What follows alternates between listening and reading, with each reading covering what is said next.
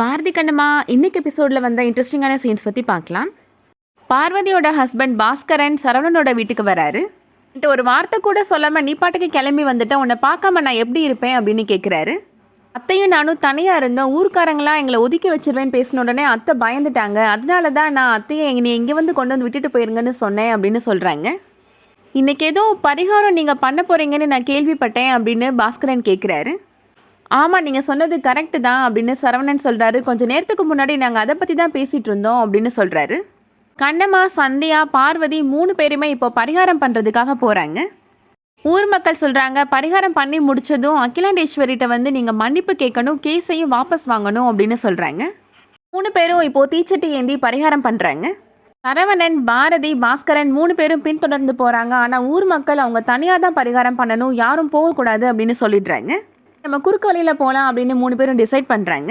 அப்புறம் வழியிலே பார்வதி ஏதோ சத்தம் கேட்குது அப்படின்னு சொல்கிறாங்க. அப்போ அவங்க செல்வம் வந்துடுறாரு. சந்தியா தலையிலே அடிச்சிடுறாரு. சந்தியா மயங்கி விழுந்துடுறாங்க. பார்வதி, கண்ணம்மா 2 பேரையும் கடத்தி கூட்டிகிட்டு போயிடுறாரு. பாரதி, சரவணன் இப்போ அவங்க வந்துடுறாங்க. சந்தியாவை போய் ஹாஸ்பிட்டலில் அட்மிட் பண்ணிடுறாங்க. போலீஸ் ஸ்டேஷனில் போய் கம்ப்ளைண்ட் பண்ணுறாங்க. சாமியார் தான் அந்த 2 பேரையும் கடத்திட்டு போனாங்க அப்படின்னு சொல்கிறாங்க. கண்ணம்மா, பார்வதினா எனக்கு யாருன்னே தெரியாதே அப்படின்னு சாமியார் சொல்லிடுறாரு. போலீஸ்காரர் இப்போது சிசிடிவி ஃபுட்டேஜ் காமிக்கிறாரு.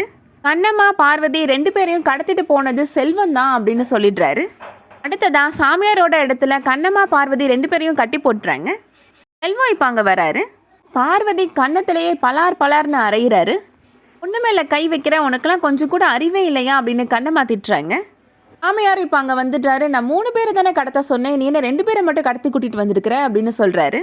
செல்வத்தை பார்த்து சாமியார் கேட்குறாரு, இந்த பார்வதியை பார்த்தா உனக்கு என்ன பண்ணணும்னு தோணுது அப்படின்னு கேட்குறாரு. அதுக்கு செல்வம் சொல்கிறாரு, எனக்கு கொளுத்தணும்னு தோணுது அப்படின்னு சொல்கிறாரு.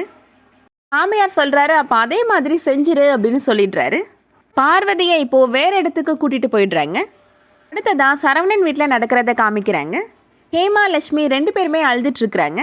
என்னோட அம்மாவை பார்க்காம என்னால் இருக்கவே முடியாது அப்படின்னு லக்ஷ்மி அழுறாங்க.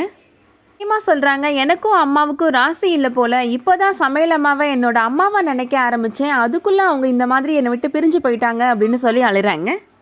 நீங்கள் 2 பேரும் தைரியமாக இருக்கணும், கண்ணம்மா கண்டிப்பாக அந்த பிரச்சனையெல்லாம் ஃபேஸ் பண்ணி நல்லபடியாக வந்து சேருவா அப்படின்னு சௌந்தர்யா ஆறுதல் சொல்கிறாங்க. குடும்பத்தில் இருக்க எல்லாருமே என்ன பண்ணுறதுன்னு தெரியாமல் இடிஞ்சு போய் உட்காந்துட்ருக்குறாங்க. அதோட இன்றைக்கான எபிசோட் முடியுது. இன்றைக்கி எபிசோட் உங்களுக்கு பிடிச்சிருந்துச்சுன்னா லைக் பண்ணிக்கோங்க. சீரியல் அப்டேட்ஸ்க்கு நம்ம சேனலை சப்ஸ்கிரைப் பண்ணிக்கோங்க. தேங்க்ஸ் ஃபார் வாட்சிங்.